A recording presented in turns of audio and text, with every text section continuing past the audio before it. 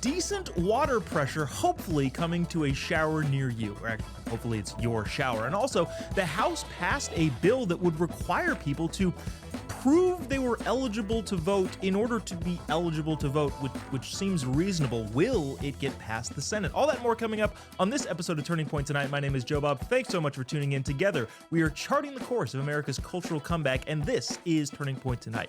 And before we get to any of that, and before we get to our panel, there is a fascinating thing about big blue states like California. It seems that all over the place, in cities up and down the state of California, there is insanity happening. This particular set of insanity comes from the city of Oakland, California, where if you're the victim of a crime, there's a good possibility that you'll have a worse punishment than the actual criminal.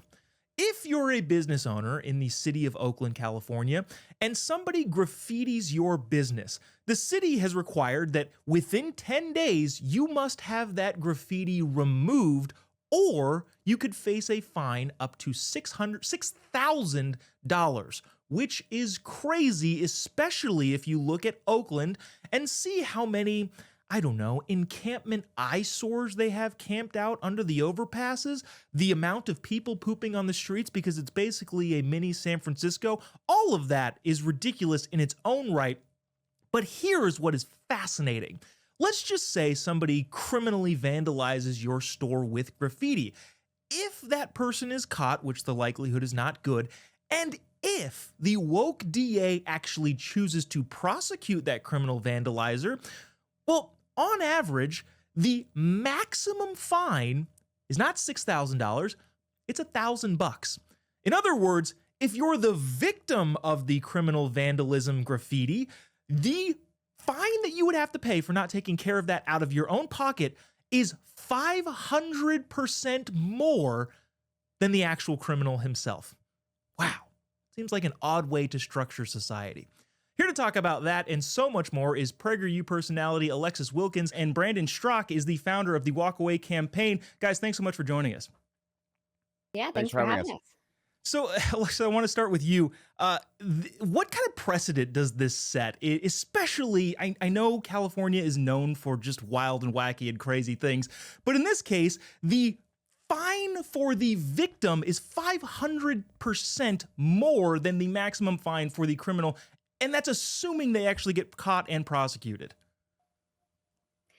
No, it's absolutely crazy. I think that this is just emblematic of everything that California is already putting its citizens through. It's almost the perfect example. We blame the victim more than we blame the actual criminal. And California has been just running amok for so long. Obviously, Gavin Newsom has had no control over his state, and the control he has had has been really just COVID restrictions and all of the other craziness that California has enacted on its actual, tax-paying citizens. But he's now saying, Oakland's now saying, we're going to make it your problem. Our crime that we couldn't fix, our crime that we couldn't clean up, yeah, that's going to be your problem now. And it's so emblematic of everything that goes on in California. I'm almost glad that this is making national news so that people can see this and hopefully not vote for policies that turn their state blue, because they moved to these red states and they turn them blue too. I'm sitting here in Tennessee watching things like this begin to come down the pipeline because the local governments are starting to resemble the people who have moved here. No shade to California and New York and all the coasts. We love you, but please don't vote for these policies, because this is typical. You blame the American citizen, the tax-paying business owner, for the acts of the criminal. It's absolutely insane. We actually don't mind throwing a little bit of shade at California and New York and their very horrible policies. Brandon, again, kind of, same kind of thing. What kind of message does this send to criminals who would be graffitiing places in deep blue states? And also, too, knowing that you're a guy who travels around, is pretty well versed in red states and blue states, does that same message get sent to people who might do this sort of thing in red states? Okay, so yeah, let's start there, please. So, Jobob, okay, first of all, let's acknowledge a few things. I used to be a liberal. Everyone knows this, right? Like, I walked away from the liberalism in the Democratic Party in around 2017, 2018. I want it to be well known. And again, like, I've traveled this great country of ours from coast to coast many, many times. I normally do not believe in, throwing certain geographical locations under the bus because there's something to be said for just about everywhere, with the possible exception of the Bay Area. I have had I have had a hate affair with San Francisco, Oakland, Berkeley, the whole Bay Area. Honest to God, even going back to my liberal days, like even as a staunch Obama supporter, Hillary Clinton supporter, I used to get so grossed out anytime I would have to go visit any friends, anybody in San Francisco. There's this really bizarre culture there where they're incredibly proud of any form of depravity that goes on in that city. They love the poop on the street. They love the more homeless you are, the better. The more absolutely like deranged and schizophrenic that you are chasing people down the street, they love it. They consider it to be their pride and joy in their culture. Frankly, I'm surprised that they're not erecting statues to people who graffiti and deface the city, because they seem to think that this is, something to be really, really proud of. So frankly, I find it a tiny bit confusing that they aren't embracing the graffiti and embracing defacing public property. I don't even really fully understand that. But I agree completely with my co-panelist statements. It's really weird because you're basically penalizing the people who are the victims of the crime.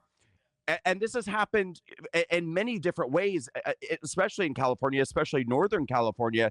You go into these stores like, Walgreens, whatever, everything's under lock and key, because if thieves come into your store and start stealing your property, you literally just have to stand back and let it happen. And if you try to apprehend these people, you're going to jail, not the criminals.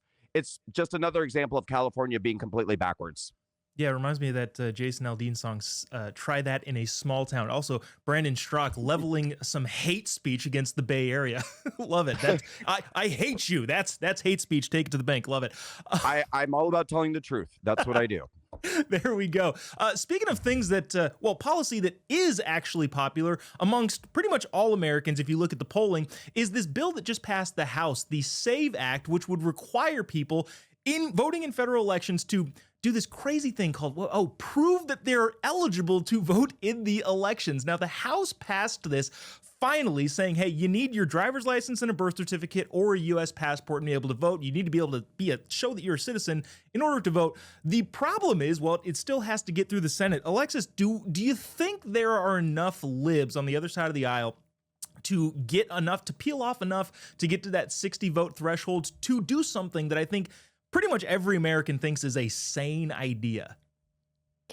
I mean, I think that this is just something that we can strongly say Democrats don't want to protect our elections, which seems like an obvious statement given the last, 4 years, but it really is the last and final straw. They're doing everything they can to avoid this SAVE Act. They don't want just American citizens to vote, and that shows us two things. It shows us that they want illegals and will encourage illegals to vote in our American elections, and two, that they know they can't win without them.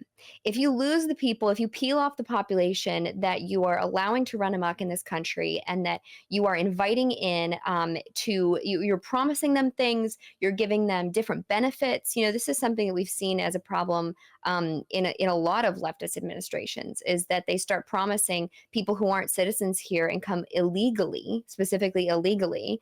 They promise them all this stuff. There are NGOs, as we've seen with USAID, limping them along the pathway to get into this country. Heck, they even made an app to say, hey, if you're illegal, please sign up and come into our country. I mean, it's as easy as, ordering your groceries. It's really ridiculous.